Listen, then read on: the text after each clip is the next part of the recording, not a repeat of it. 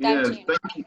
Thank you, Dr. Naswa, for the beautiful introduction, for the explanation of what is expected of the participant to be able to have a successful webinar. On behalf of the African Council for Distance Education President, who is also the Vice Chancellor of the Open University of Sudan, Professor Ayati Tayab, and the team on Pathways on Moving Teaching Online, comprising the African Council for Distance Education, the Open University of United Kingdom, Teacher Education in Sub-Saharan Africa, and the Institute of Education Technology. I'm delighted to welcome you to the webinar of today, which is captioned From Instruction to Learning, Design and Beyond, focusing on the practical subjects. I'm immensely thankful to the facilitators of today in persons of Professor Ann Adams, Dr. Naswa Ismail, and Rachel Rogers, who have prepared well and ready to take us through the learning activities. To them, I say welcome. We should remember that today's webinar will focus on the practical subjects, which Naswa had earlier on said to be practice in our various disciplines. To my own mind, in this age and generation, almost all subjects are now practice-based or practical, but let us wait to follow the guidance that shall be provided by the facilitators on what practical subjects mean. I must state that one of the problems that concern me most in online education is the issue of attrition, which I'm sure the webinar of today shall address and thereby provide a leeway on how to handle it.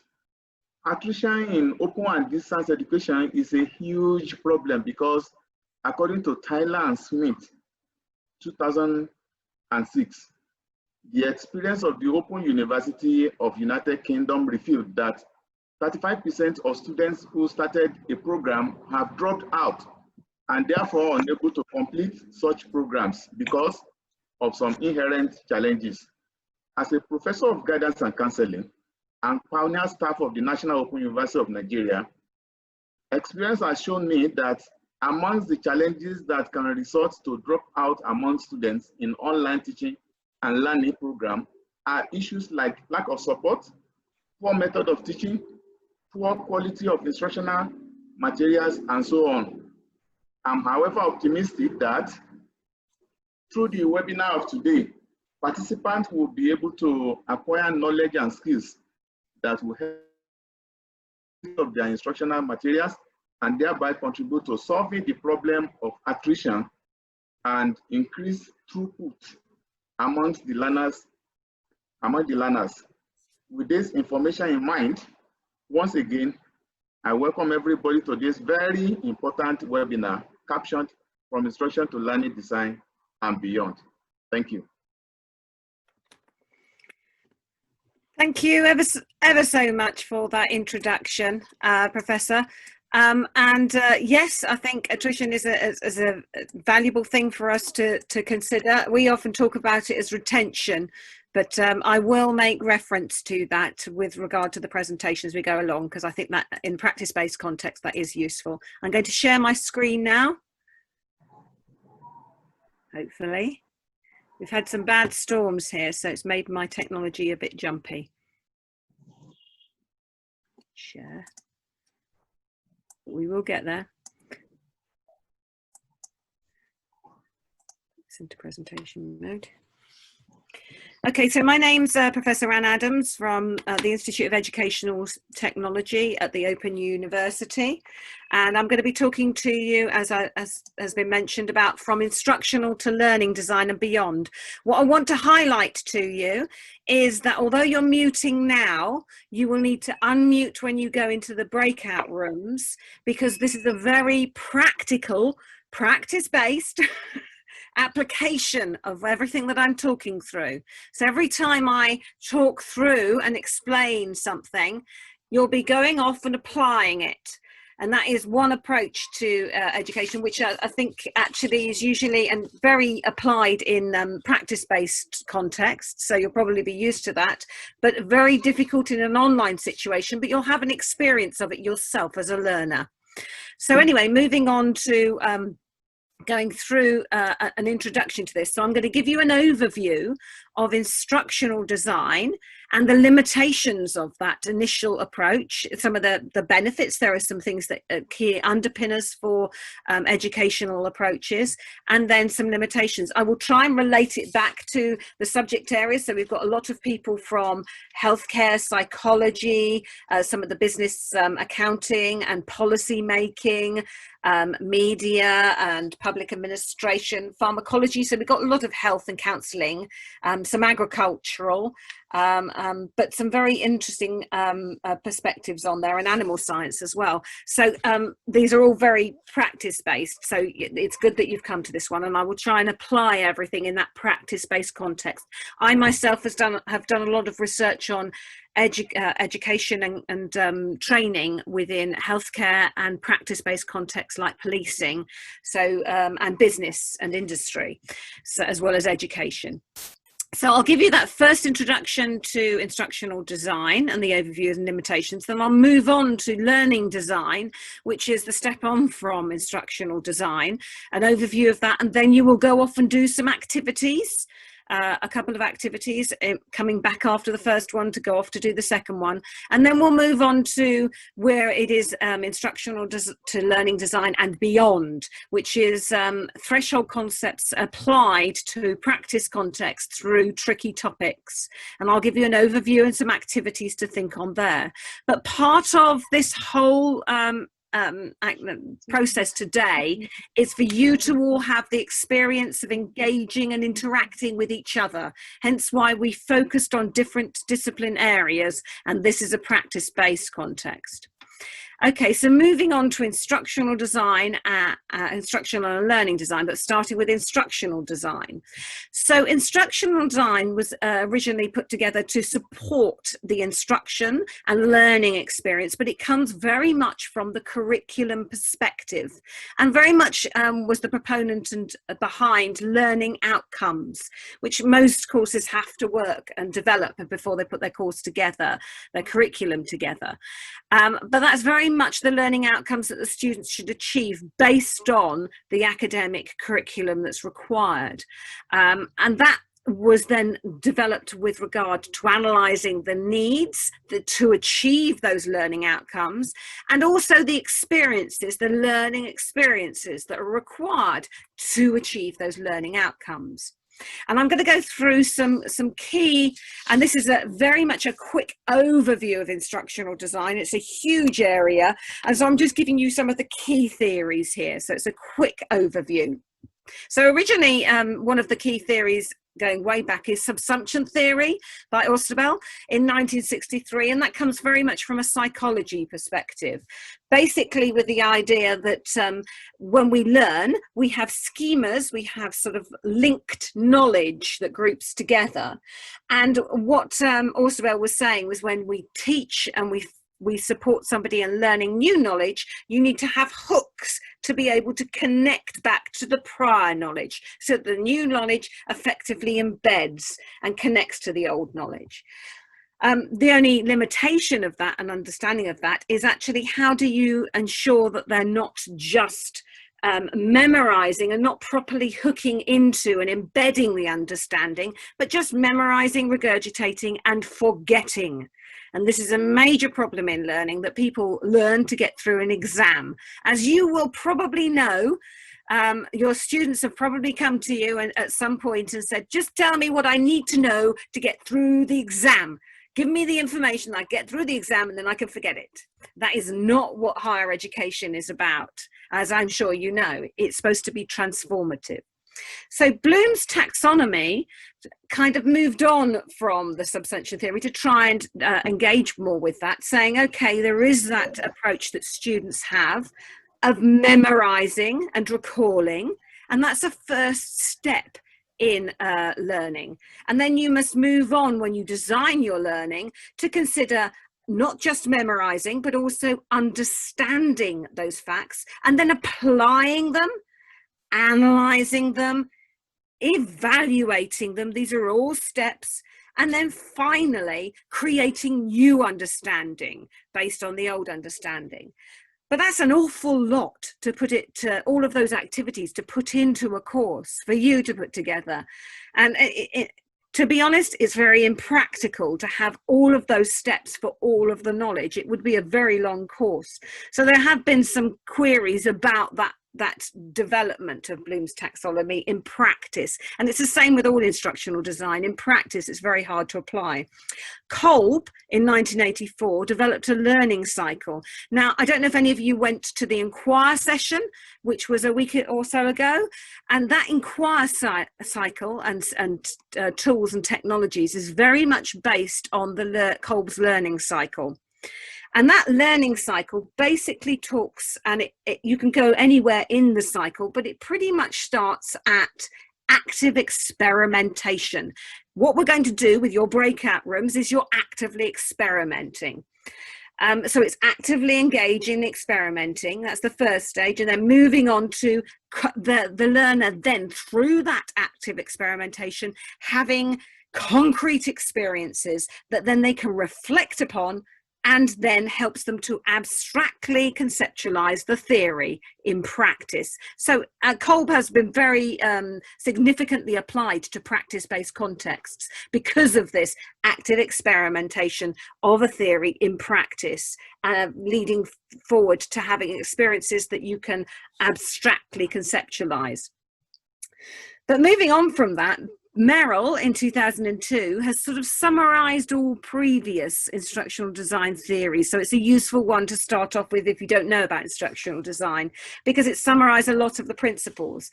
So he has a set of principles, 5, the first one being solve real world problems. So in practice-based learning, there is a lot of problem-based learning, having a problem that you have to solve. And that is very much related to solving real world problems. And it's very connected to Kolb's approach. New knowledge is the second principle. New knowledge built on existing knowledge. That's kind of like the subsumption theory of hooking back to previous understanding, hooking into what the learner existing knows already. Demonstration of knowledge, which is very much like part of Bloom's taxonomy, how you can demonstrate that you know something. Applied by the learner is the fourth principle of Merrill, which is very much like Bloom and Kolb's approach. And finally, integrated into the learner's world. So these are all very valid principles, but there are issues with being able to apply this to the whole of your curriculum. And also it makes an assumption about the learner and what learning is. It assumes that it's very standardized, that your learners are a standard type of person, and that the learning is like a factory line and you can just ram it through them and they can all have the same thing. And what you will find, especially in practice-based subjects, that actually this isn't true. Learners aren't all the same. They come to you with gaps in their understanding, with different levels of understanding, and learning has to adapt and support them with the different ways they need to progress in their understanding. And this is why learning won't ever be able to be automated on a system, and you as teachers, as academics, will never be turned into intelligent tutors that automate the learning process, as some people think it can be, because it can't be standardized and just produced.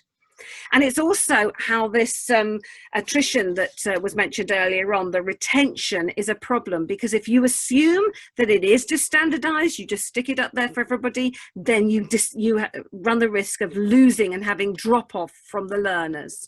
And this is one of the major problems. Adaptation to different learner needs is a key underpinning of learning design.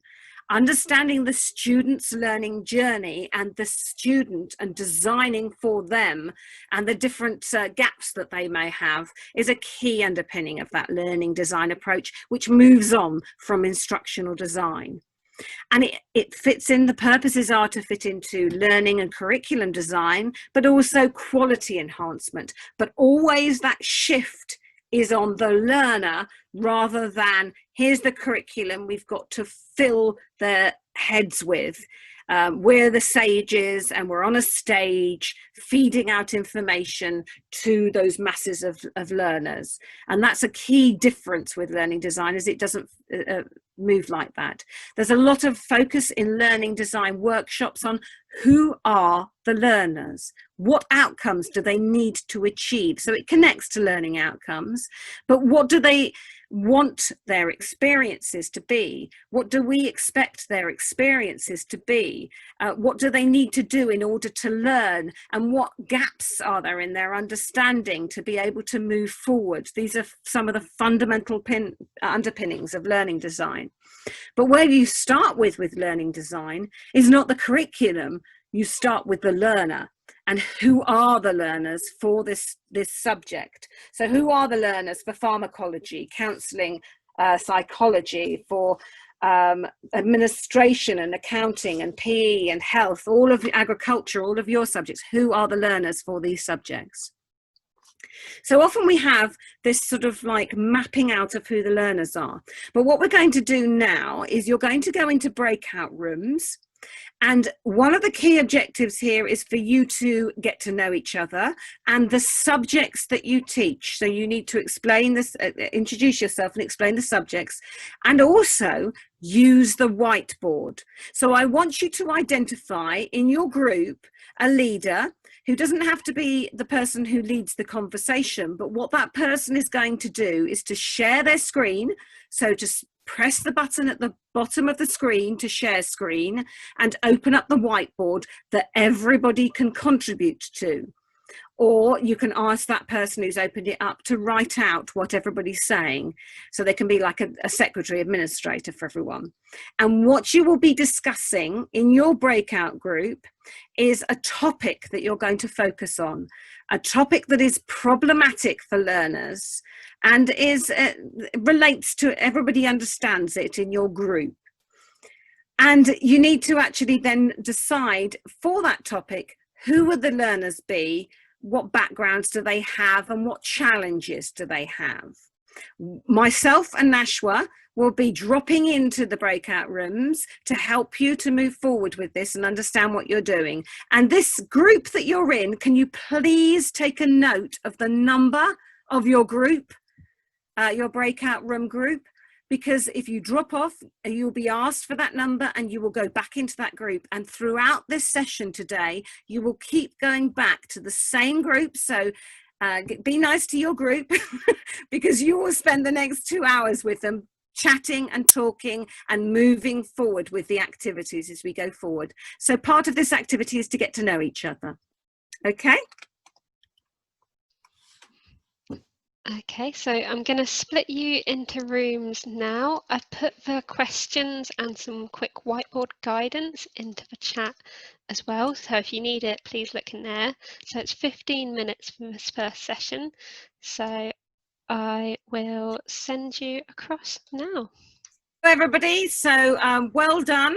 I've dipped into all of the 7 groups and you're all chatting away and having a discussion on those topics that you were focusing on, and also getting used to sharing the understanding, not just by talking, but also by sharing it in that whiteboard.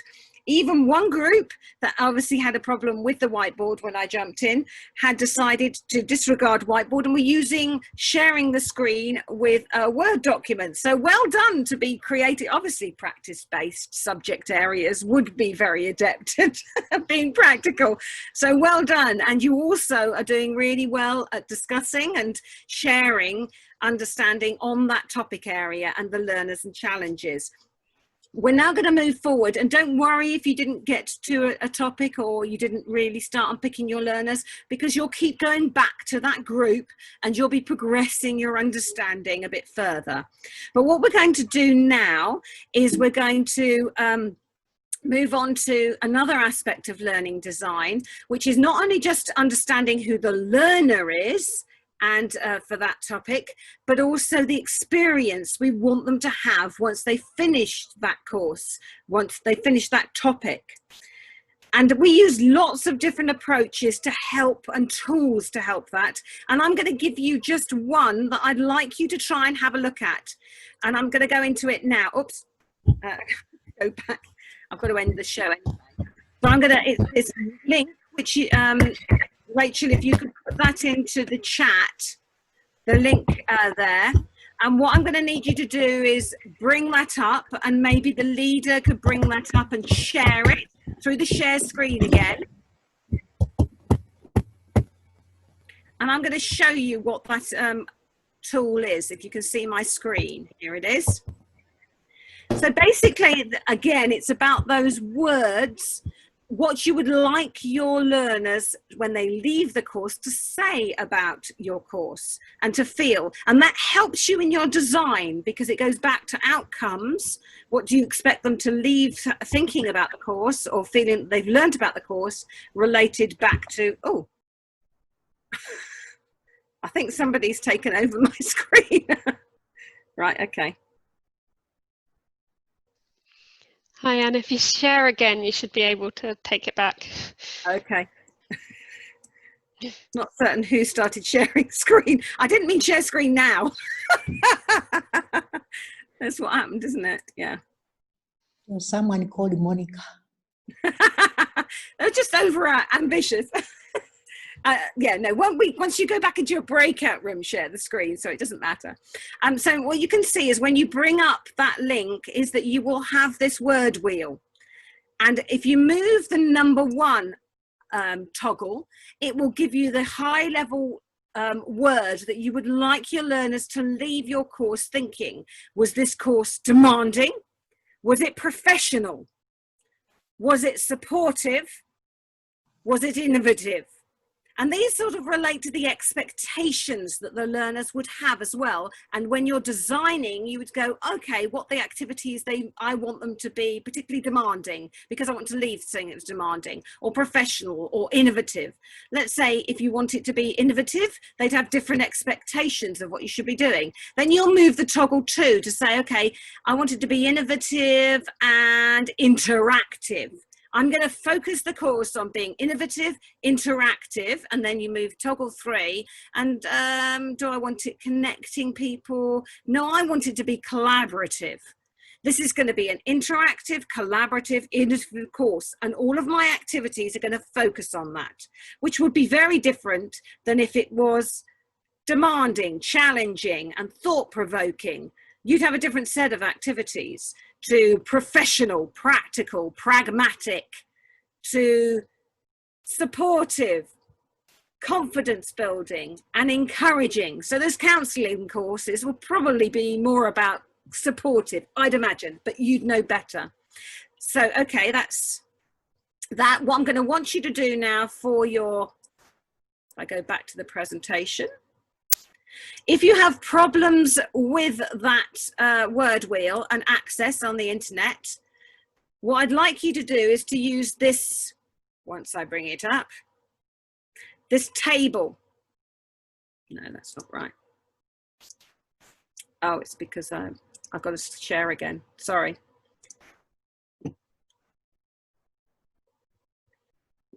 PowerPoint, there we go. Okay, I'd like you to use the table of words, which is a table of the descriptions. Okay, I've lost my PowerPoint present. Here we go.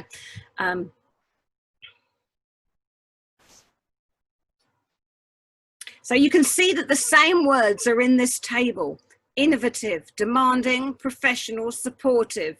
And then they break down into if it's innovative, interactive, and then you have the other words underneath that. So this is a tabular version of the same thing as in the word wheel. It's easier to conceptualize the word wheel and to get through that than the table, but you can use the table. All I want you to do is to think through and decide what the outputs would be in an interactive, collaborative way. Okay, so that's the activity. Choose what learning experience you want your learners to have. If you feel that the word wheel doesn't have the words that you need, then create some yourself. Okay, so okay, Rachel, can you send everybody back to their rooms? Yep, I'll send everyone back to room, so you've got 10 minutes for this activity. So Monica, you can share now. Okay, rooms are open now, so you'll be sent across. Okay.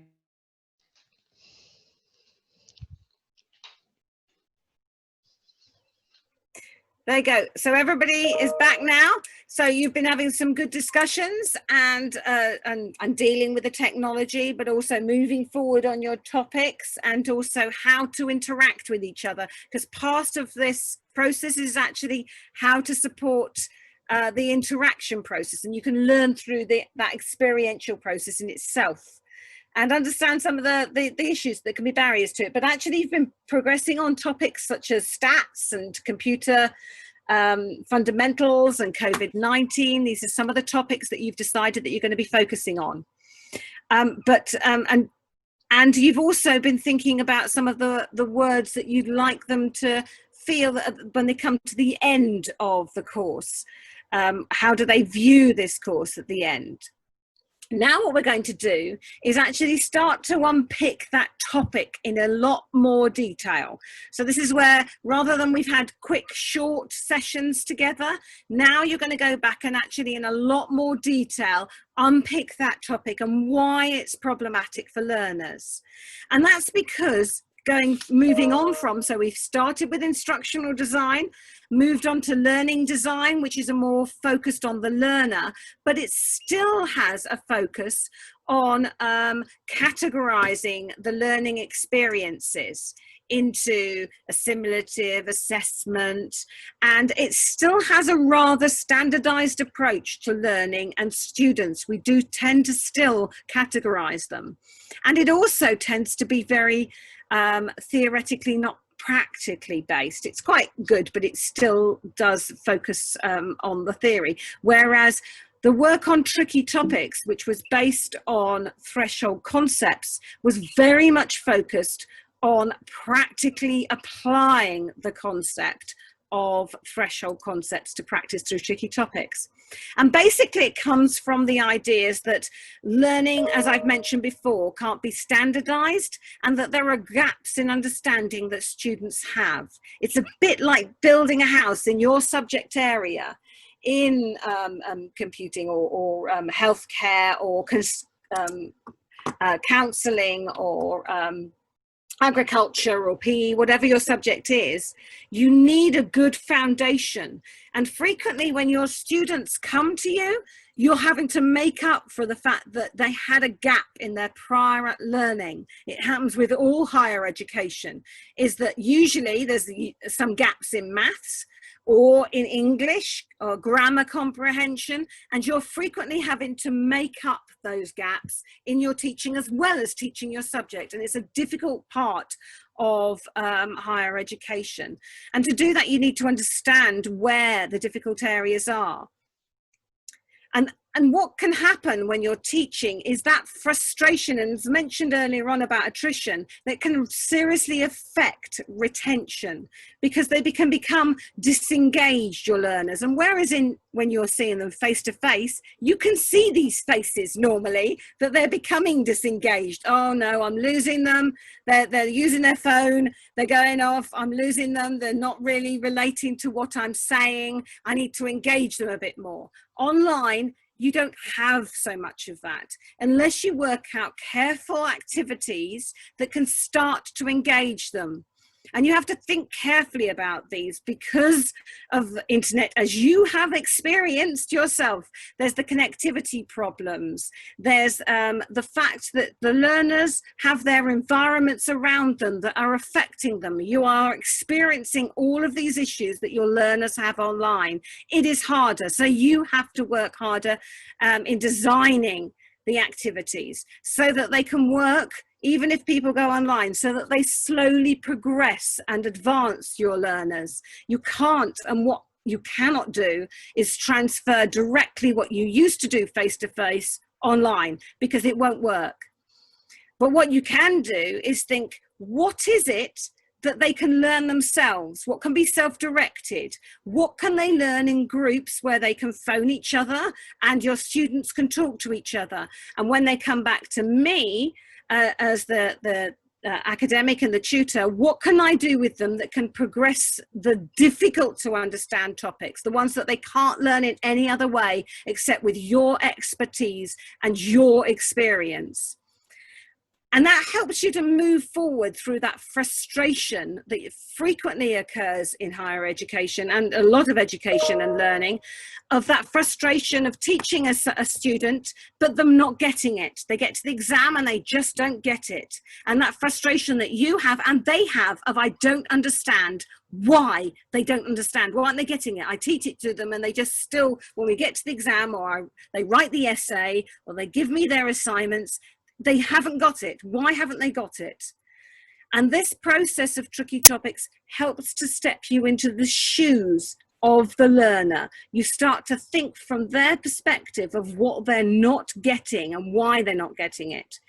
It helps you unpick the barriers to learning. What are the learning gaps? Why do students and you yourselves think that a student has learned something, but they fail in the exam? And how do we engage students in this difficult learning?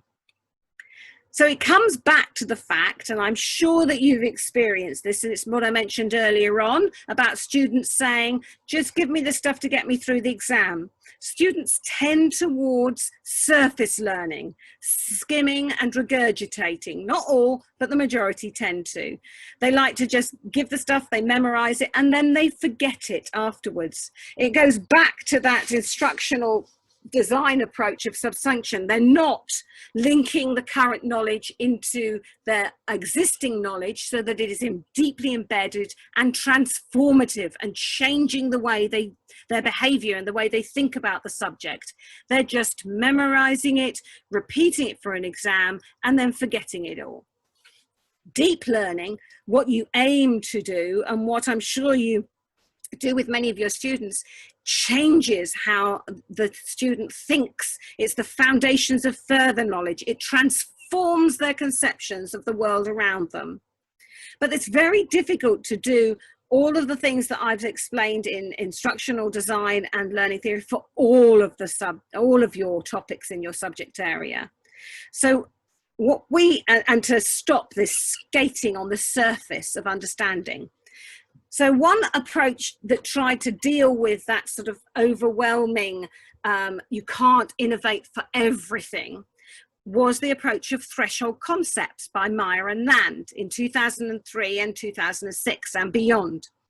And threshold concepts centered on the idea of central gatekeeping concepts in your subject area.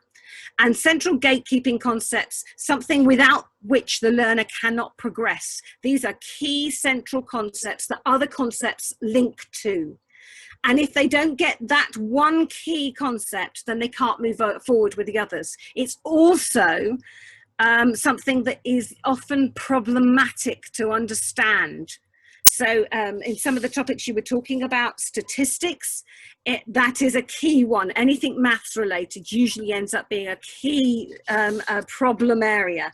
You will know when you're teaching your subject that there is often a part of your subject that you have to reteach, that the students frequently ask questions about, that they always get wrong in the exam.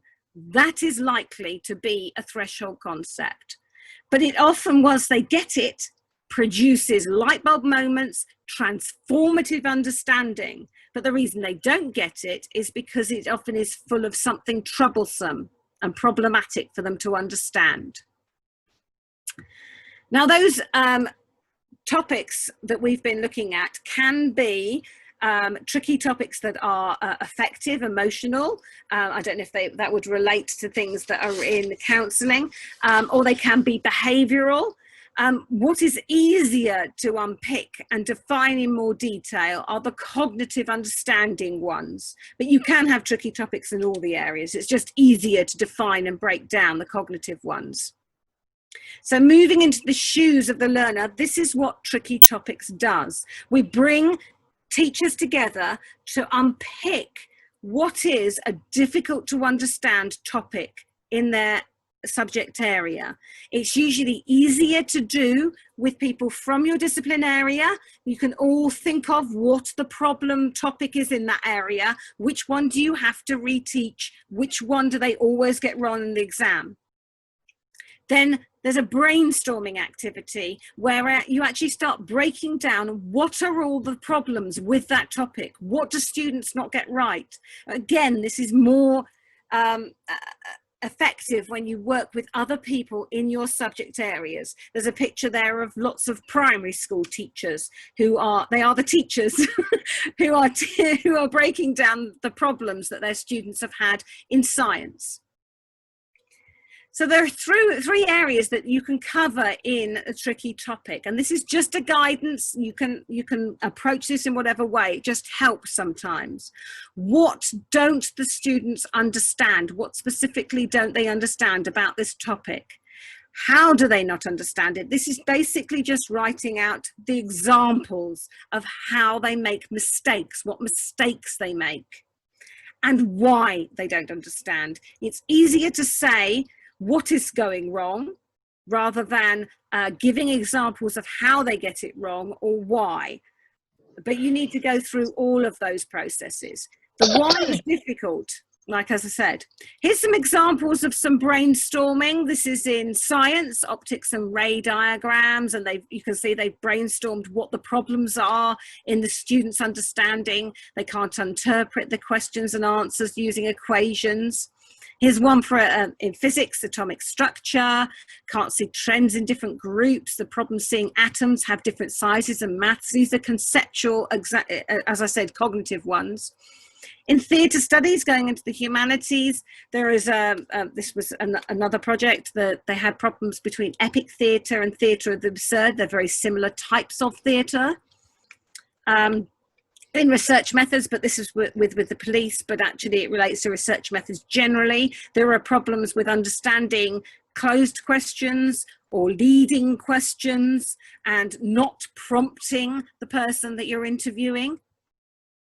In learning design itself, those who teach learning design say that they have a problem in supporting academics to understand the concept of peer learning, of students learning from each other, of the whole idea of it not being sage on the stage, and transmissive learning.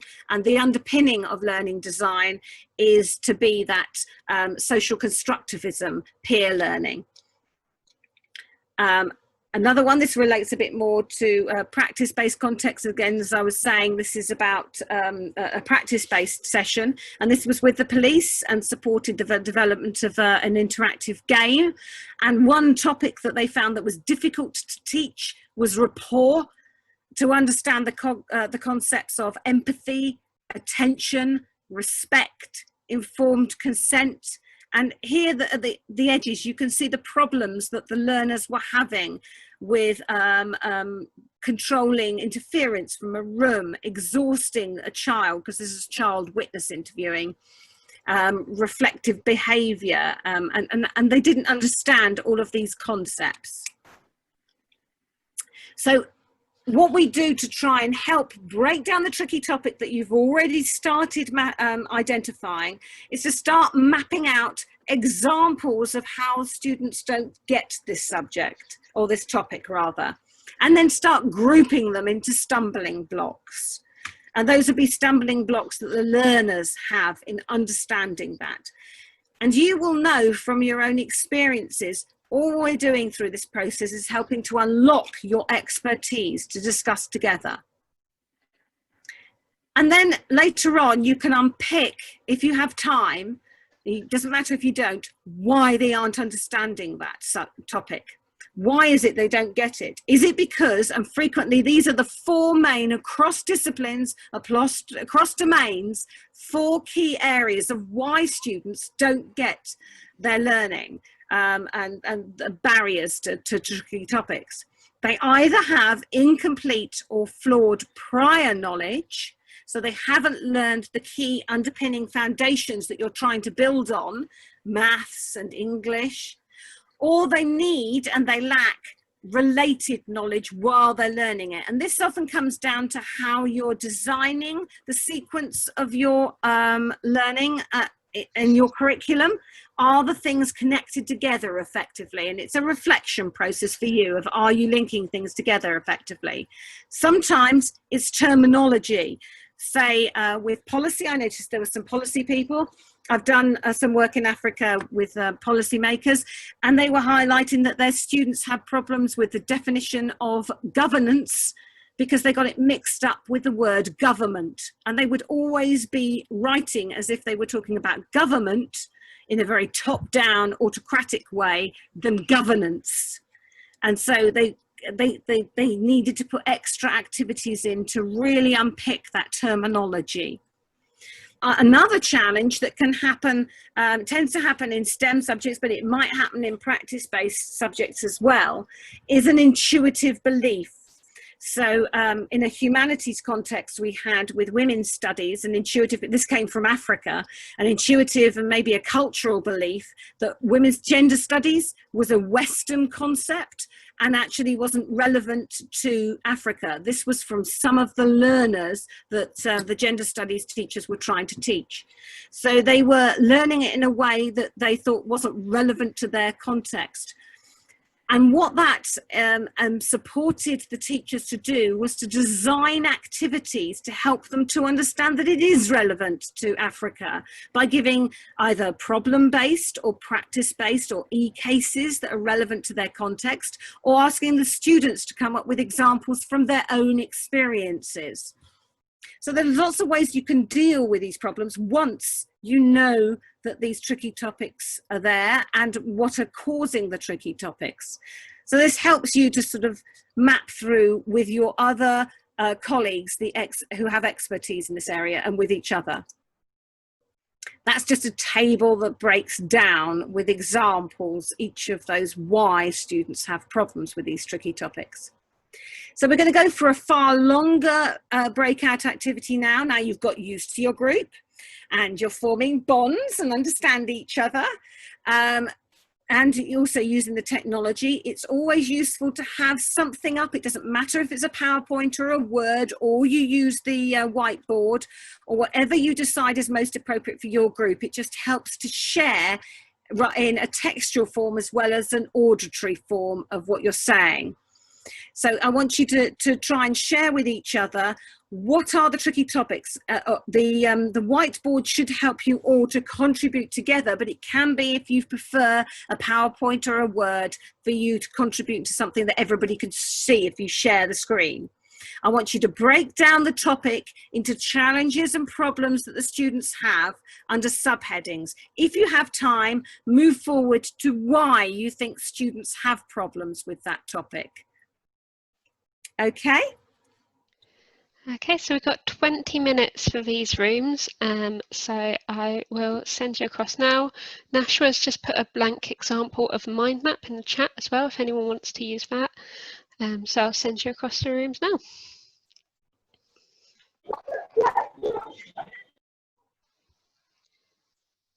Okay, we've got everyone back in the room. Okay, so there were some interesting topics in there that are going through from COVID-19 and computer fundamentals, and several about computers and even to obesity, and also in the hospitality area. I can't quite work out what that was, self-wine or something, and statistics as well. So lots of very interesting topics that you were unpicking.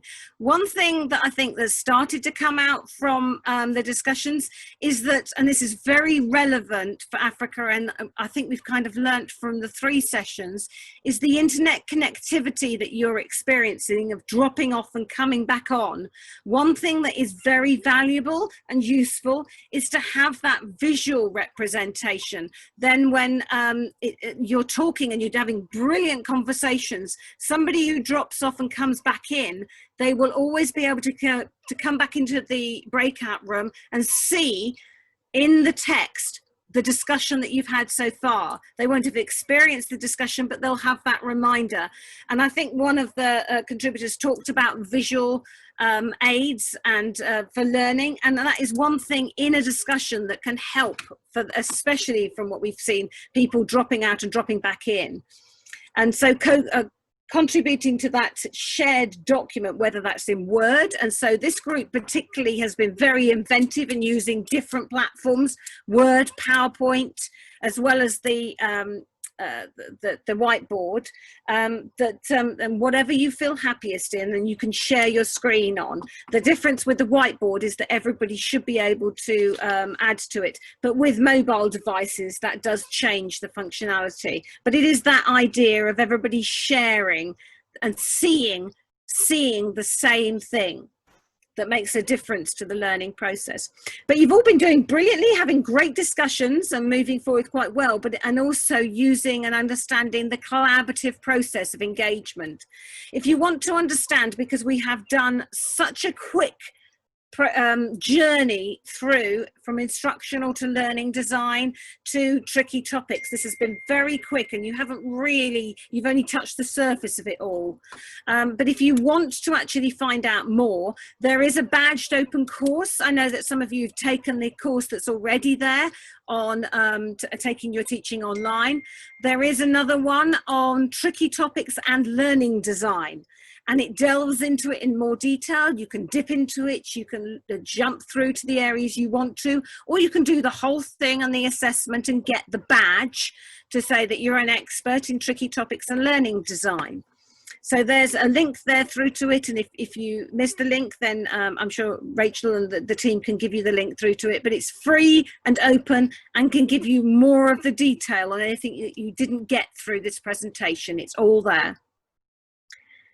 Okay, now we're moving on to, in those tricky topics, we've got a last activity. You're going to go back into your group for one last time, and I'm going to leave you to sort of discuss together. I'm not going to dip in and interrupt the process anymore. But in those topic areas, what I want you to do is to discuss solving those problems. So you've come up with lots of issues about let's say with COVID, not listening to what the standard responses are, or understanding that it's an issue, that it's a disease that's affecting everybody. How are you going to solve that? Is it around, for the learners, educational resources that you can provide for them? And there are lots of different approaches and different activities that can help you. So what I want you to do with your team is think of ways that you can solve this. So you've thought of the challenges. Now, how can you solve them? What resources can help you? It could be that there's some flipped learning, that the learners can go off and come back to you with some self-directed learning, and they can discuss it in groups together. They can use their own devices to search and find information. There are quite creative approaches. We've used games-based learning, so developing games. These are far more intensive. Sequence storytelling. Storytelling generally is quite a useful one because it embeds and relates things to the experiences of the learner, if they give experiences from their own perspective. That also relates to things like cases and problems that they solve in their own context. They take a problem and they look at it in their context. And that you can use things like video making or photo taking and sharing that and discussing those photos or videos that, you can use just mobile phones. Your students can just capture that themselves.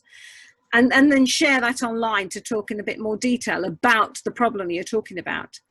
Because it also can be helped from you to allow you to share in a less transmissive way.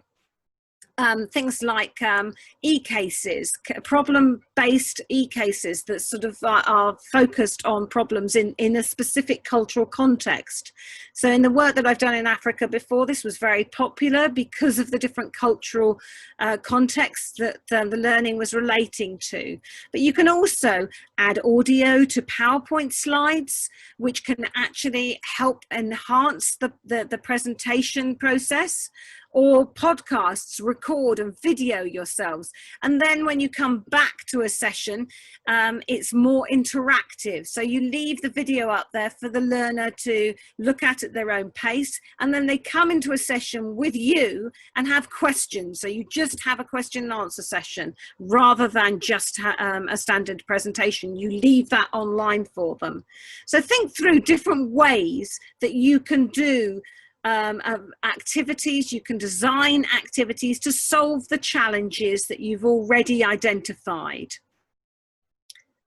Another way is assessment activities. So using the tricky topics that you've identified, the mistakes that your learners make can help you to identify questions for assessment quizzes.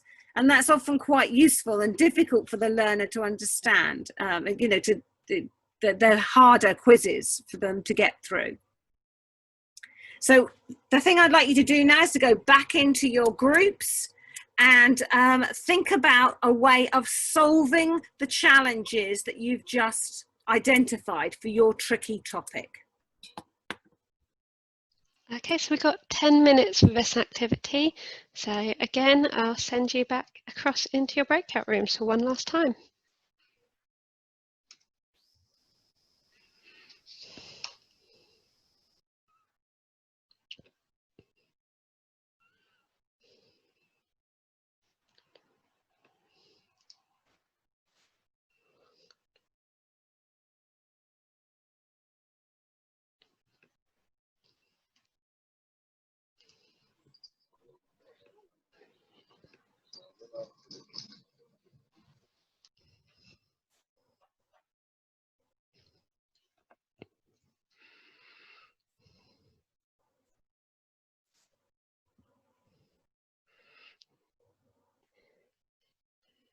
There we go, and we've got most people back now.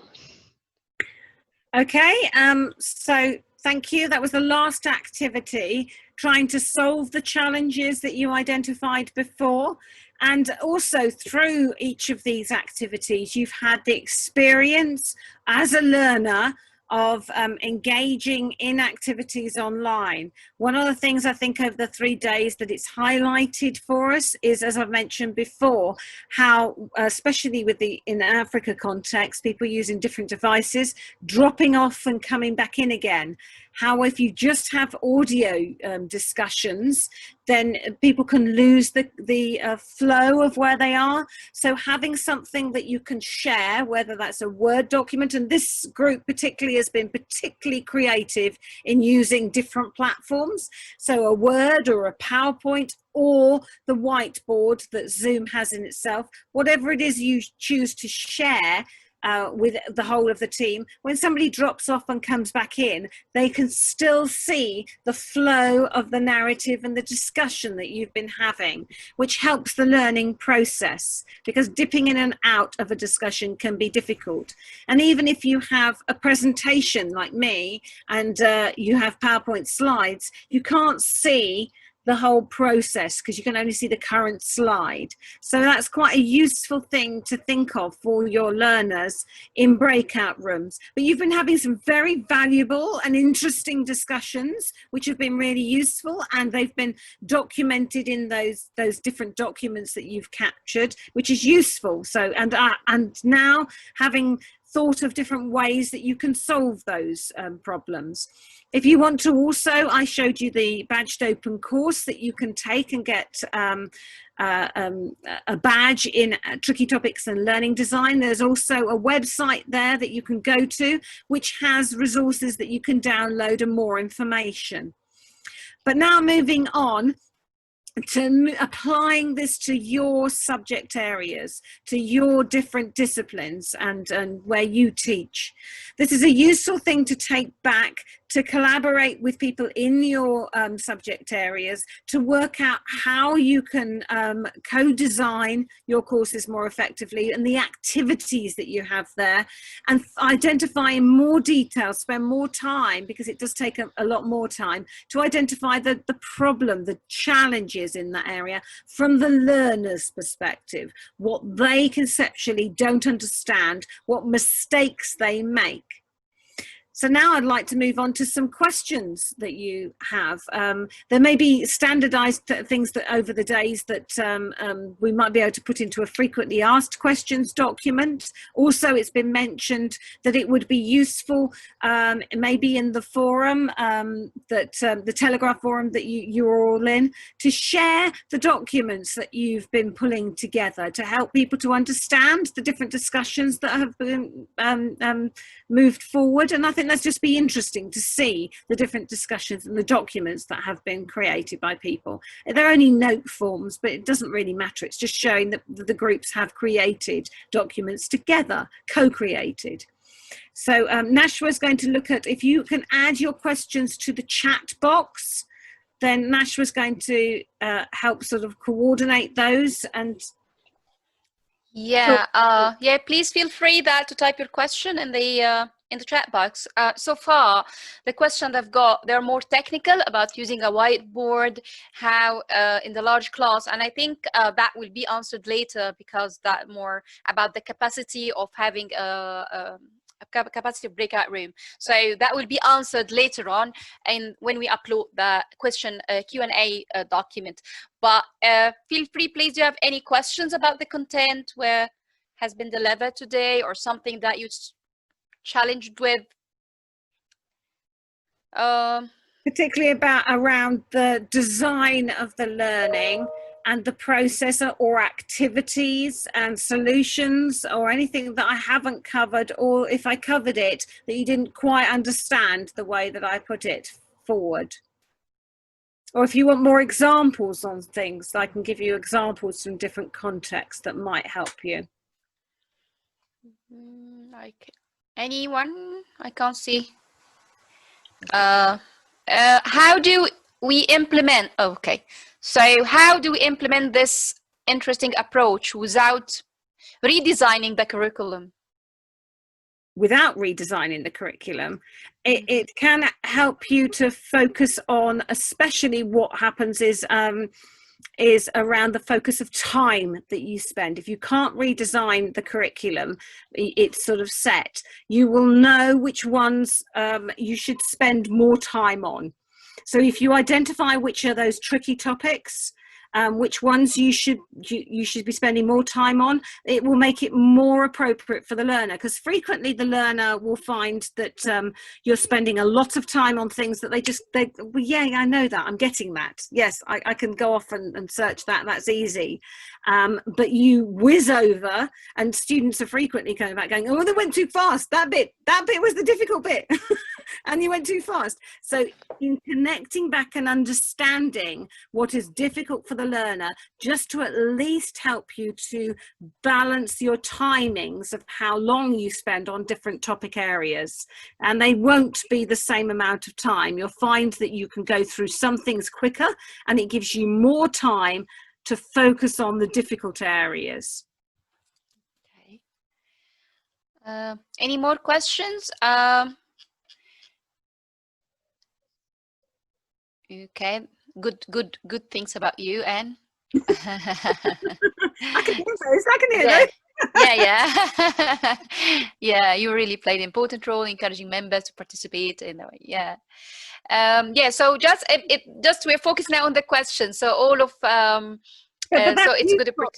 if that's a comment that somebody said about the engaging process and coming back, and maybe that's useful if you've learned something from that process of how myself and Nashwa came and engaged with the groups, then maybe that's something that you could take away yourselves with your teaching of a process that might be useful for yourselves, depending on your subject area. Yeah. I would say, and this has come up before, that it is exhausting doing this type of approach. So I would focus it not for all of your learning, but on key areas that are difficult, that are tricky to understand, and don't try and do it for everything. Otherwise you will burn out.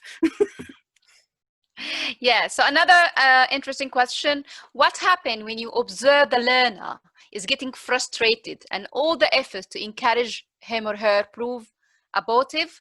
What do you do at that point as a teacher when the student's frustration? Yeah, so I think so some approaches that have taken have been more on that creative. So sometimes, rather than because it's difficult sometimes as a teacher to step into the shoes of what it's like to be the learner, because you become the expert and you don't quite understand what it is that they're not grasping. One way to get over that is to get and to stop that frustration cycle of you teaching them. It's kind of like, and British are very good at doing this, going to a foreign country and you don't speak the language and somebody's not understanding you. And so you just speak louder. Do you understand me? And they still don't get it.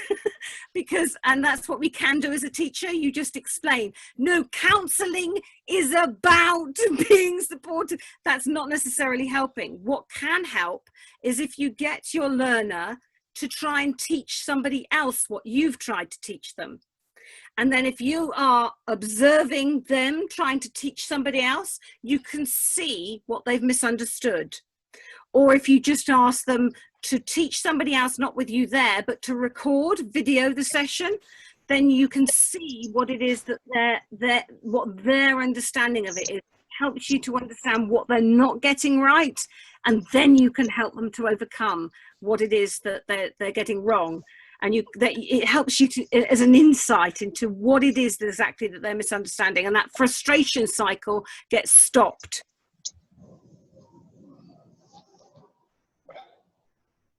Yeah, that's really great.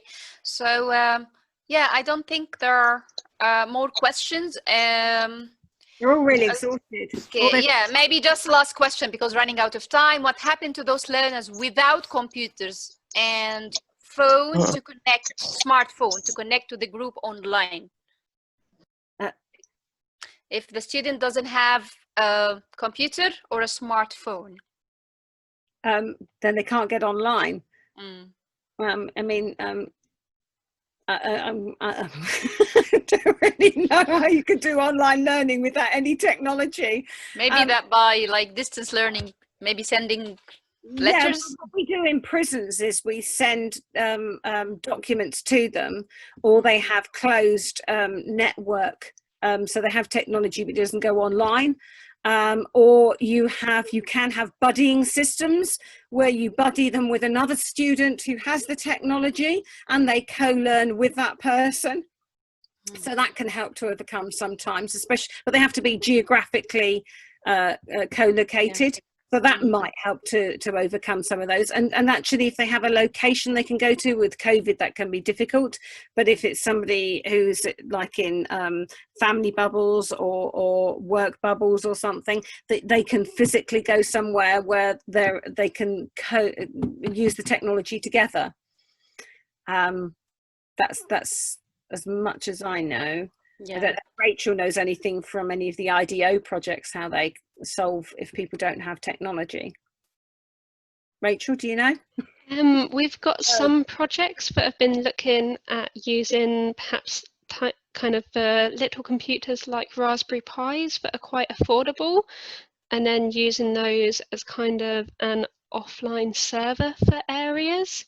And like you said, kind of finding central locations. I can see Professor Ogdon's just posted in the chat as well the authorities can help provide central facilities in locations and areas as well. So there's a lot of different ways that you can do it. Yeah, that's kind of what I was saying about that buddying and going to a central location. That's brilliant. Thank you, Professor. Okay, that sounds like we've gone through most of the questions, and I hope that was valuable for you. I'm sure you're exhausted from all of that talking and jumping about. Yeah, but just to add this, you've done in the last activity, you've done amazing work with your OER thinking. So, and that will feed into the next week OER session on Wednesday. Oh, yes. So I think you can take your work today and take it forward and feed into this session. It will complement your work. Yes, sorry, Nashwa, I should. Thank you so much for bringing that up. Yes, there is another session next week on Wednesday where you'll be practically. Yeah, I saw 28 on my own and something. Sorry, Gloria, she was discussing something. Yeah, that's fine. Anyway, next week there will be the OR session that Rob Farrow will be delivering that will support you to take. Develop open educational resources. Again, another practical approach. Yeah. Thank you all so much.